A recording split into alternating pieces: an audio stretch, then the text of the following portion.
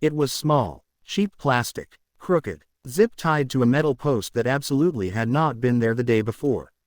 Reserved for HOA board members only, violators will be towed. And it was planted directly in front of my house. In my parking spot, on my road. Now, most people would assume this was a mistake. A misunderstanding. Maybe a contractor misread a map. Maybe a new board member got overzealous. But I'd lived in Pine Hollow Estates long enough to know one thing. Nothing the HOA did was accidental. Especially not when it involved me. The history they pretended didn't exist. Pine Hollow Estates used to be farmland. My grandfather owned nearly all of it. Rolling hills, 2 small lakes, and a narrow access road that connected the property to the main highway.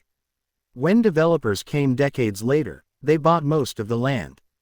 But Grandpa was stubborn. He kept the original farmhouse and, more importantly, the access road.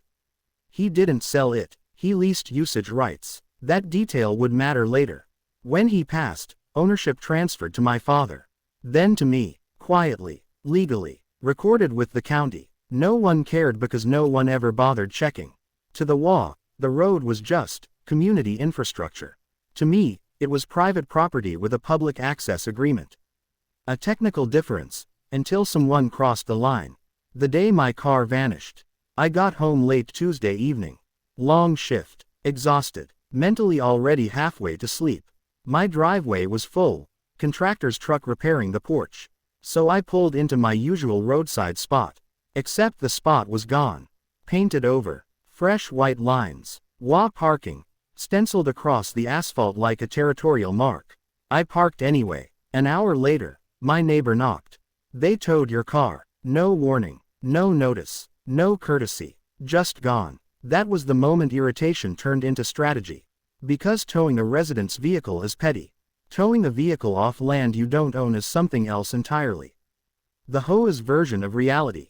I attended the next board meeting. Not angry, calm, curious, smiling, which made them nervous.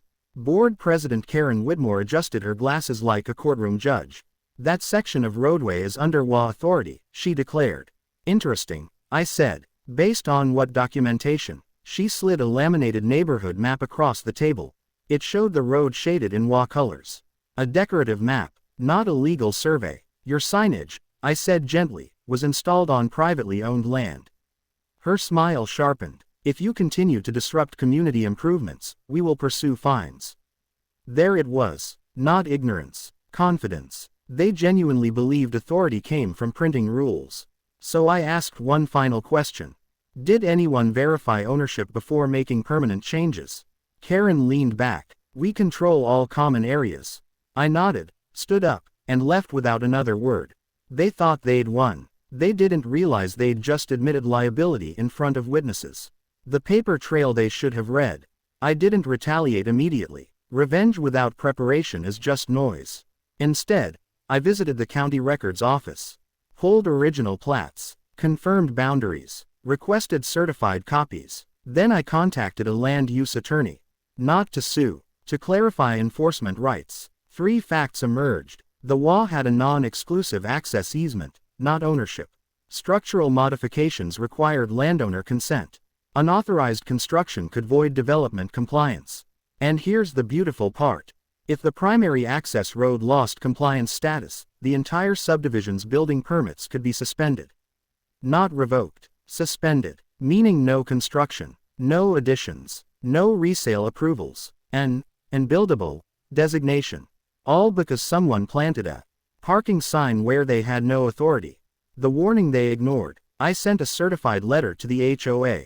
Professional, polite, precise. Remove unauthorized structures within 7 days. Provide written acknowledgement of property boundaries.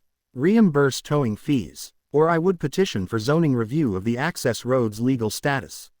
They laughed, actually laughed. Karen sent a response email titled, HOA Authority Reminder. It included a $500 fine for non-compliance with parking regulations. That email was the last mistake they made voluntarily. When bureaucracy becomes a weapon, I filed a formal request with the county planning department. Not a complaint, a clarification. If a privately owned road serving as primary access to a residential development has undergone unapproved structural modification by a non-owner, does it remain compliant with development code? The answer triggered a review. Inspectors visited within 10 days. They measured signage installations, paint markings, posts drilled into pavement. Each counted as an alteration. Each lacked owner authorization, and because the road was legally classified as infrastructure supporting multiple dwellings. Any unauthorized change required a compliance reassessment. That reassessment froze development permissions. The phrase, temporarily unbuildable, appeared in the official notice. That's when Pine Hollow Estates realized something was very, very wrong. Panic spreads faster than truth. Construction projects halted overnight. Home sales paused. Contractors pulled out. Property values stalled. Residents flooded while leadership with questions.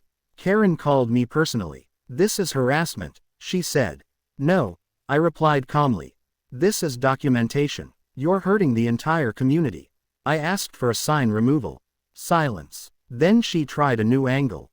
"What do you want?" I'd been waiting for that question. The negotiation they couldn't refuse. I scheduled a meeting, not with Karen alone, with the full board present. I placed 3 documents on the table. Proof of road ownership, county compliance notice, restoration agreement draft. Terms were simple: remove all unauthorized modifications, issue written acknowledgement of property rights, reimburse towing fees and legal costs, grant permanent resident parking access without HOA control. In exchange, I would file documentation restoring compliance. They asked how long restoration would take. I told them the truth. Depends how quickly the landowner confirms the road meets standards. And I was the landowner. For the first time since I'd moved there, the HOA realized they didn't govern everything. They governed nothing without consent. The public apology. The HOA issued a community notice 1 week later. It thanked residents for patience during an administrative clarification regarding roadway jurisdiction. They removed the signs, repainted the asphalt, refunded my towing fee with interest. Karen personally delivered the reimbursement check. She didn't meet my eyes. Power looks different when it isn't assumed. But the best part came last. Compliance restoration required a formal declaration from the property owner confirming the road met development support standards. I submitted the declaration, along with a new access agreement. Usage rights remained, but structural authority was permanently restricted. No signage, no modifications, no enforcement actions. Without written landowner approval, the county closed the review. Construction resumed, property values stabilized, and Pine Hollow Estates learned a lesson no HOA handbook could teach. Authority is not declared, it is granted, and sometimes, it belongs to the quiet neighbor they tried to control. Epilogue. The parking spot. A month later, I came home to find my roadside space freshly paved. No markings. No signs. Just open road.